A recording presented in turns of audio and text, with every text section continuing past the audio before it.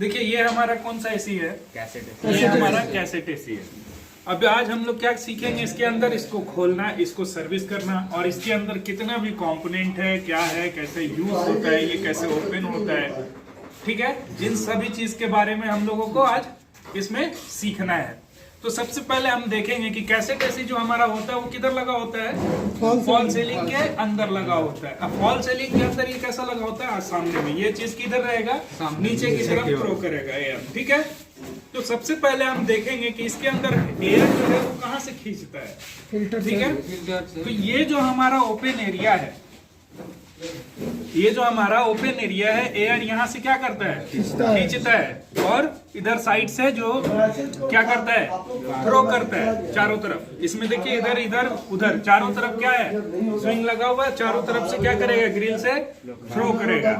अब थ्रो करके ये ठंडा हवा देता है। अगर कंप्लेन आ गया या सर्विस करना है तो उसको हम कैसे खोलेंगे, कैसे इसमें वर्क करेंगे, उसके बारे में हम सीखेंगे। अब आप देखिएगा कि इसके ये जो कैसेट एसी है और कोई भी एसी हो हमारा, उसके अंदर सब में लॉक लगा होता है। क्या लगा होता है, लॉक लगा होता है। लेकिन इसके अंदर कुछ ज्यादा होता है। क्यों होता है, क्योंकि ये ऐसा सामने में जो इसका ग्रिल होता है वो नीचे की तरफ में हैंग होया पड़ा रहता है। अगर इसमें अगर लॉक नहीं रहेगा, आपने स्क्रू को खोला और आप कहीं पर सीढ़ी पर खड़े हैं या कहीं ऐसे जगह खड़े हैं जहां पर गिरने का डर हो, थोड़ा सा सेफ्टी पर्पस के ऊपर में अगर जाए तो इसमें क्या है कि वो ग्रिल रहेगा में उसमें लॉक लगा हुआ रहेगा। तो लॉक क्या करेगा, स्क्रू खोलने के बाद उसको गिरने नहीं देगा, और उसके बाद हम क्या करेंगे, आराम से उसको खोल करके नीचे रख सकते हैं, ठीक है। और अगर लॉक नहीं रहेगा और आप स्क्रू खोल दिए और वो आराम से गिर गया नीचे, तो गिरने में आपको भी चोट लग सकता है, मशीन भी टूट सकता है, कुछ भी हो सकता है। तो सबसे पहले हम देखेंगे कि इसके अंदर जो ग्रिल है, ये जो सामने का ग्रिल लगा हुआ है, इसमें बहुत तरीके का लॉक आता है। तो आप लोगों को ध्यान देना है कि देखिए इसमें जो है यहाँ पर लॉक दिया गया है, ये लॉक दिया गया है। अभी देखिए ये जो ऐसा लगा हुआ है, तो इसमें बहुत सारे लोग को समझे में नहीं आएगा कि यहाँ पर ग्रिल में लॉक कहाँ पर है। तो इस चीज को आप लोगों को देखना है ध्यान से कि लॉक कहाँ पर है। बहुत सारे में बटन रहता है, बटन प्रेस कीजिएगा तो ये अपने आप बाहर की तरफ निकल जाएगा। अब निकलने के बाद इसको आप निकालिएगा। तो चलिए शुरू करते हैं इसको लेकर के। तो ये जब आप ओपन कीजिएगा तो उसके बाद ये आराम से इसको आप, ये जब ऊपर में रहेगा ना, जैसे ही लॉक को खोलिएगा वो अपने नीचे आ जाएगा। तो इसीलिए हम पहले बताए थे आपको कि इसके अंदर क्या लगा होता है, लॉक लगा होता है। देखिए यहाँ पर एक लॉक लगा हुआ है। अगर ये गिर भी जाता है नीचे तो ये ऐसे क्या रहेगा, हैंग हो जाएगा, नीचे नहीं गिरेगा। अब नीचे नहीं गिरेगा तो ये लगेगा नहीं, टूटेगा नहीं। इसके अंदर देखिए यहाँ पर फिल्टर लगा हुआ है। ये क्या करता है, फिल्टर एयर को फिल्टर करता है। कॉइल के अंदर डस्ट हो या कोई भी पार्टिकल्स उसको जाने से क्या करता है, रोकता है। समझ गए? चलिए इसको हटाते हैं।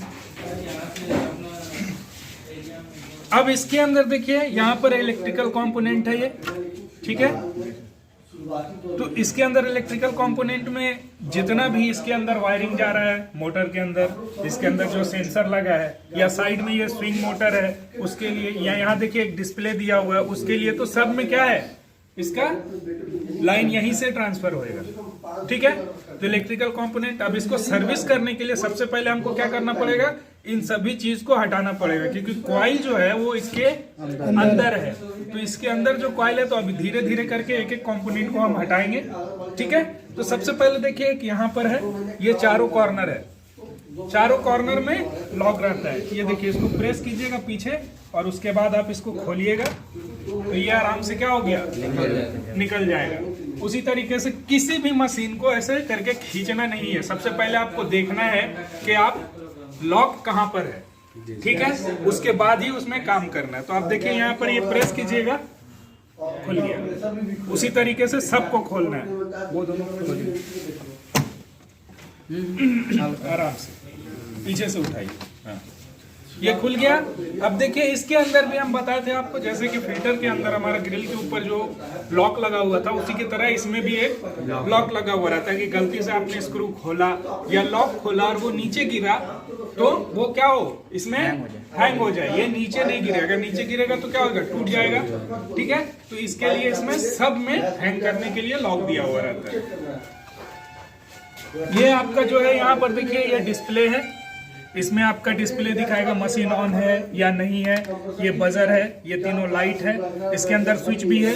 अगर रिमोट से काम नहीं कर रहा है तो स्विच से टेम्पोरली आप ऑन कर सकते हैं। ये जो है लाइट दिया हुआ है और इसी के अंदर जो डिस्प्ले है वो क्या करेगा, आपका शो करेगा कि कुछ एरर आया है या कोई प्रॉब्लम आया है, तो उस चीज को वो वहां पर शो करेगा। ठीक है, अब हम इसको खोलेंगे, उससे पहले हम इस इलेक्ट्रिकल कंपोनेंट को क्या करेंगे, बाहर निकालेंगे। क्योंकि अगर सर्विस करना है तो सबसे पहले आपको इलेक्ट्रिकल कंपोनेंट को बाहर निकालना है। बाहर नहीं निकालिएगा, अगर इसके अंदर पानी चला गया, जरा सा भी पानी चला गया तो आपके मशीन को क्या करेगा, खराब कर देगा। ये आप लाइन दीजिएगा, इसके अंदर पानी रहेगा तो शॉर्ट सर्किट हो जाएगा। ठीक है, तो इससे पहले सबसे पहले हमको इलेक्ट्रिकल कंपोनेंट को खोलना है। अब इलेक्ट्रिकल कंपोनेंट को खोलने से पहले आपको ध्यान देना है कि ये जितना भी वायर जो लगा हुआ है पीसीबी के अंदर, तो वो हम जैक से निकालेंगे और फिर हमको लगाने के टाइम में हमको ध्यान देना है कि हम किस जैक से किसको हम कहां पर से निकाले थे और कौन सा वायर मेरा किधर से हो करके आया। इस चीज का भी आपको पूरा ध्यान देना है। अगर आपको नहीं समझ में आएगा और ये वायर इधर से जा रहा है, आपने इधर से घुमा के लगा दिया,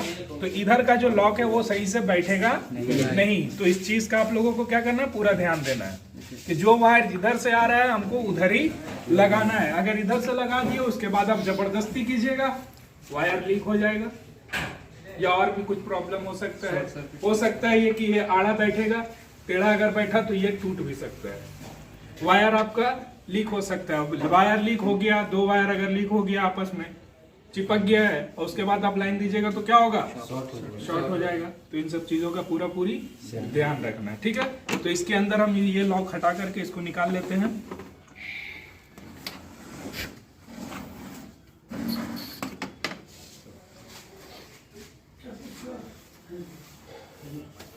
ठीक है, अब ये जो ग्रिल है, अब हमको इसको हटाना है। ठीक है, अब इस ग्रिल को हटाने के लिए हमको क्या करना है, इसके चारों तरफ में क्या है, स्क्रू लगा हुआ है। तो स्क्रू को खोलेंगे और फिर इसको हम लोग निकालेंगे। आराम से देखिए और आराम से उठाइए। ठीक है, इसको हटा के किनारे लग दीजिए।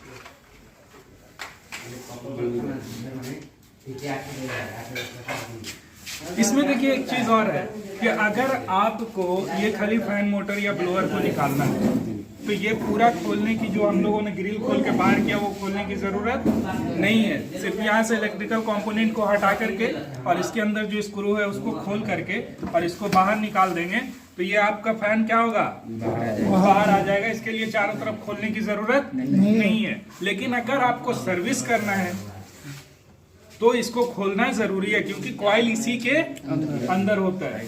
ठीक है, बहुत सारे लोग क्या करते हैं कि पूरा नहीं खोल करके ये फैन ब्लोअर को बाहर निकाल लेते हैं। ठीक है, ये ऊपर का खोल करके इस ब्लोअर को बाहर निकाल लेते हैं। बाहर निकाल करके इधर ही से आराम से सर्विस करके और फिर उसको सेट कर देते हैं।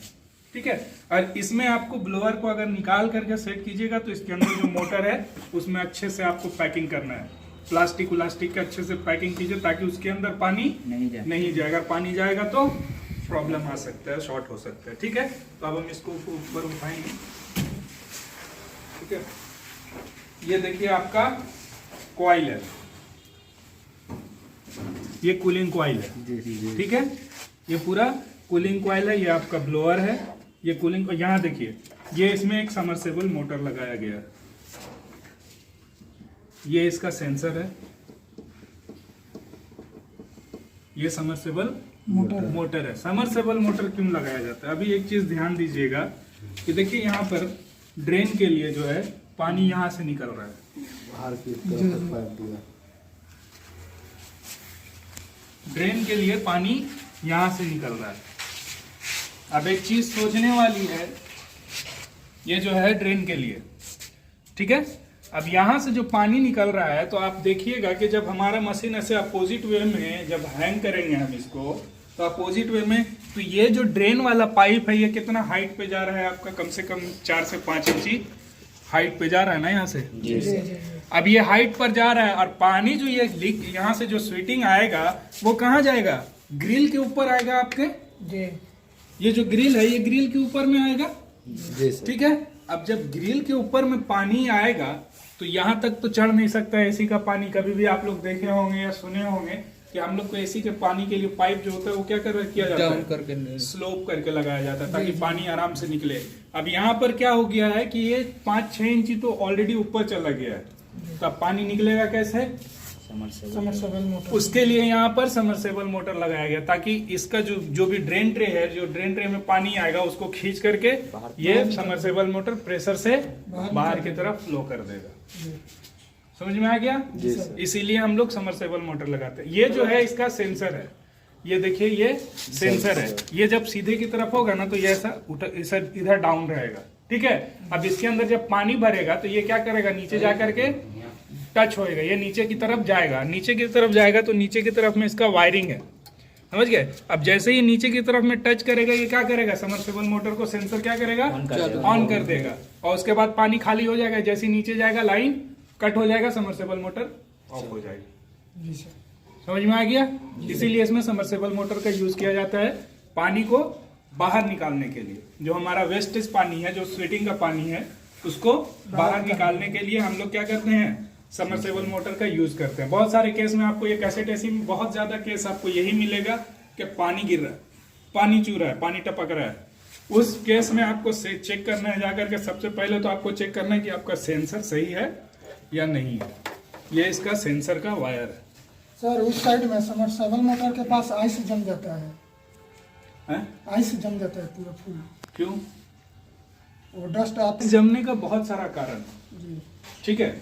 आइस जमने का बहुत सारा कारण है, लेकिन हम अभी आपको हम सिर्फ पानी निकालने के लिए बता रहे, फिर आगे बताएंगे। ये देखिए, तो जब आपको पता चलेगा कि समरसेबल मोटर में पानी नहीं दे रहा है या पानी नीचे की तरफ टपक रहा है, तो समझ लीजिएगा कि आपका जो ड्रेन ट्रे है वो क्या हो गया, पूरे तरीके से फुल हो गया है, पानी बाहर नहीं निकल रहा है। तो अब उसमें आपको क्या करना है, सबसे पहले तो खोलना है, जैसे हम लोगों ने खोला है। खोलने के बाद आपको चेक करना है इसका क्या, सेंसर सही है या नहीं है। अब सेंसर अगर सही है तो आप फिर आपको इसको मोटर को चेक करना है। मोटर में जो है 220 वोल्ट का है या डीसी वोल्ट का है समरसेबल मोटर, तो उस हिसाब से आपको क्या करना है, ज्यादातर 220 वोल्ट का मोटर रहता है। तो अब आपको इसको क्या करना है कि डायरेक्टली लाइन दे करके चेक करना है कि इसमें पानी आ रहा है, पानी फ्लो कर रहा है या नहीं कर रहा है। इसके अंदर एक अंदर पंखी लगा होता है,